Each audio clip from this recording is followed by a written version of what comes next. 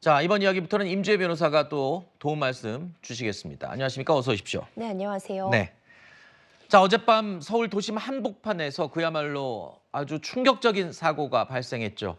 어제 오후 9시 27분이었습니다. 시청역 인근 호텔 쪽에서 일방통행 차도를 역주행해서 내려왔던 이 제네시스 차량 보시다시피 인도를 덮쳤습니다. 이 사고로 안타깝게도 시민 9명이 목숨을 잃고 4명이 다쳤습니다. 보행자들을 덮친 이 차량은 다른 차량 2대와 추돌을 한 이후에 100m 정도를 더 이동한 뒤에 멈춰 섰습니다. 저희가 지도상에 지금 이 장면은요. 곳곳에 배치된 CCTV로 확인된 폭주하는 저 자동차의 모습이 담겨 있습니다. 창문 밖으로 번쩍하면서 지나가는 차량의 모습을 보실 수 있죠. 저속도로 인도를 역주행해서 피해자들을 덮친 것으로 확인이 됐습니다. 자, 이 시청 앞 하면은 떠오르실지 모르겠는데요. 저희가 지도로 위치를 잠시 설명을 드리면 자, 1번이라고 돼 있는 저 위치에서 가드레일을 들이받고 사람들을 덮쳤습니다. 그리고 2번 위치에서 다른 차량 2대를 더 추돌을 했고요. 마지막에 3번이라고 표시된 저 위치에서 차량이 멈춰 선 겁니다. 그런데요, 저 위치를 시청 앞을 좀 가보신 분이나 아시는 분들은 사고 희생자들이 많았던 이유를 대충 짐작하실 겁니다. 왜냐하면 저기가 소위 말하는 먹자골목 입구예요. 그리고 9시 반 정도면 정말 식사 이후에 많은 사람들이 저기를 왔다 갔다 하는 그런 곳이잖아요. 그렇습니다. 말씀 주신 것처럼요. 이 해당 사고 지점이 워낙 유동 인구가 많은 곳이기도 하고요. 지금 시청역 인근입니다. 퇴근 시간 이후에 이제 많은 직장인들이 회식 자리를 끝나고 나서 다시 집으로 가는 그 골목, 바로 그 초입이라고 볼 수 있었거든요. 그렇기 때문에 사고 시점, 그러니까 저녁 9시 27분 정도라면은 식사를 하고 나오는 많은 시민들이 그 자리에서 이제 서 있기도 하고요. 담소를 나누기도 하고 특히 횡단보도를 건너려고 기다리기도 하는 그런 장소였습니다. 그러다 보니 사실 인명 피해가 대량으로 이어질 수밖에 없었기 때문에 정말 안타까움을 금할 수 없고요. 네. 사고 현장을 보자면 지금 일방통행이었습니다. 근데 사고 차량이 역주행을 해서 이 해당 일방도로로 들어오는 걸 확인할 수 있는데 그 속도 지금 CCTV 화면으로 보시더라도 정말 손살같이 진입하는 모습 확인할 수 네. 있거든요. 사고 원인 규명에도 좀 초점을 맞춰줘야 될 것 같습니다. 네, 일단 오늘 아침에 이 시청역 사고 현장에는요, 시민들이 갖다 놓은 추모 꽃들이 눈에 띄기도 했습니다. 자, 그리고 이 사고 바로 지 모습이요, 오늘 오전에 사고 현장의 모습인데요.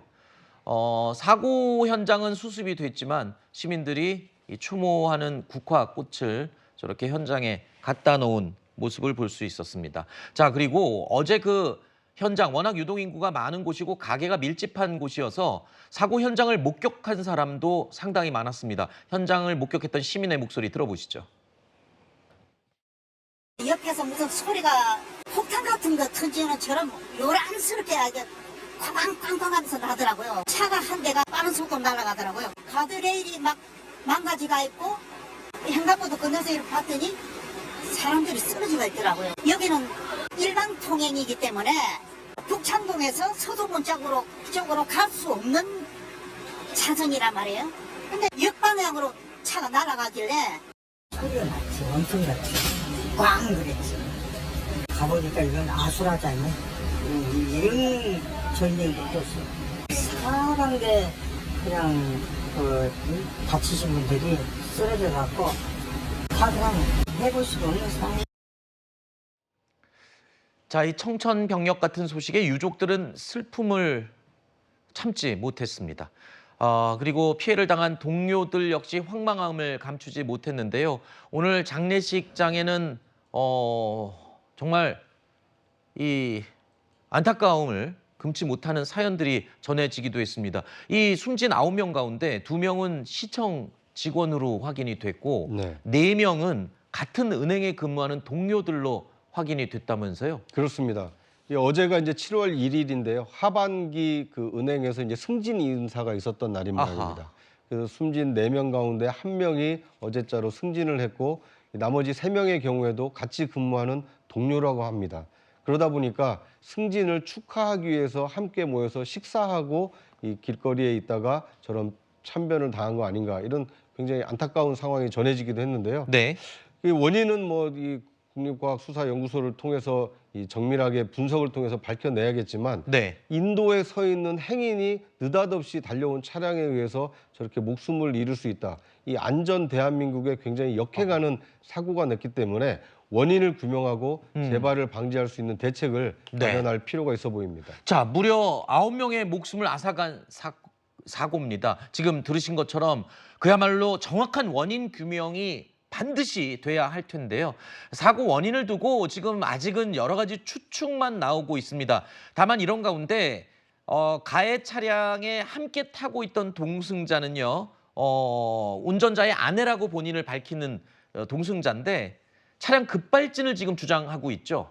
그렇습니다. 이 동승자에 따르면요, 이 가해자, 지금 이 차량을 운전한 운전자가 굉장히 베테랑 운전 경력을 가지고 있다고 밝히고 있습니다. 현재도 지금 버스를 운행하고 있고 이전에도 계속 운전 관련 업무를 종사했기 때문에 네. 그러니까 베테랑이다, 실수를 할 수가 없다, 이런 주장도 덧붙이면서요, 현재까지 이제 급발진 주장을 하고 있는, 그러니까 동승자의 주장이라고 볼 수 있는데 급발진해서 갑자기 도로를 역주행할 수밖에 없었고 이렇게 사고가 불가피했다, 이런 지금 주장을 하고 있는 것으로 전해지고 있는 상황입니다. 네. 근데 저도 어제 새벽에 이 사고 이후에 속보 뉴스를 계속 새벽까지 지켜봤는데 현장에서 목격자들이 이런 말을 했어요.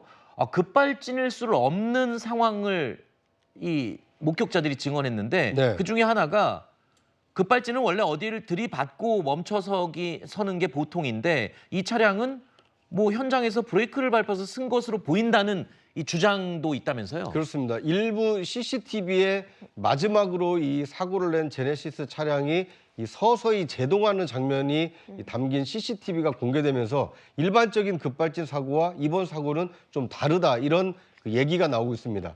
과거의 급발진 사고의 경우에는 말 그대로 쏜살같이 달려가다가 건물이나 어떤 이 장애물을 만나서 부딪혀서 이 차량이 멈춘 데 반해서 이번 어제의 그 제네시스 차량 이 사고의 경우에는 이 달려나가는, 이 쏜살같이 달려나가는 모습만 봤을 때는 이 급발진이 연상이 됐지만 제동하는 모습을 봤을 때는 급발진이라면 저렇게 브레이크를 밟아서 서서히 차량이 멈추는 이런 모습이 과연 가능하겠는가? 그 급발진이 아닐 수도 있는 거 아닌가? 이런 이 관측을 낳고 있습니다. 자, 그런데 정확한 사고 원인 조사와 함께 운전자에 대한 처벌도 지금 관심입니다. 경찰은 일단 운전자를 교통사고 처리 특례법 혐의로 입건해서 수사 중이라고 밝혔는데요.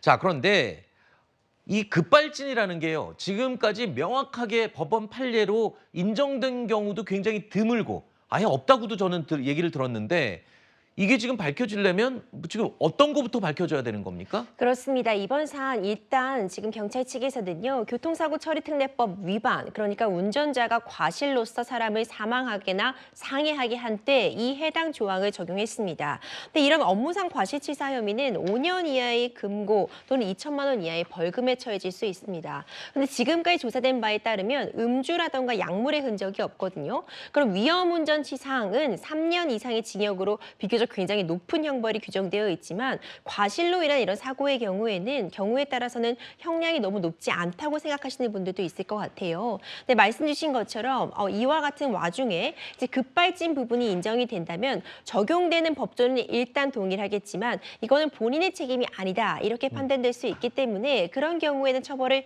면할 수는 있습니다. 하지만 급발진이 인정되는 것이 매우 쉽지 않아요. 그렇죠. 말씀 주신 것처럼 현재까지 확정된 판결로는 급발진이 인정됐다고 볼 수가 없고요. 지금 한 가지 그 유명했던 강릉에서 손자가 이제 죽음으로 이르렀던 네. 그 해당 급발진 사고가 지금 현재 재판이 진행 중이라고 볼 수 있는데 급발진이 인정되는 것이 쉽지만은 않고 인정이 되려면 일단 차량 결함이 있었는지 부분에 대해서 국과수 조사 결과가 있어야 될 것이고요. 네. 그에 따라서 이제 브레이크 등이 들어왔는지 주변의 CCTV 영상 등을 통해서 과연 제동이 가능한 상태였는지 이런 부분에 대한 정밀한 검사가 필요해 보입니다. 안타깝습니다.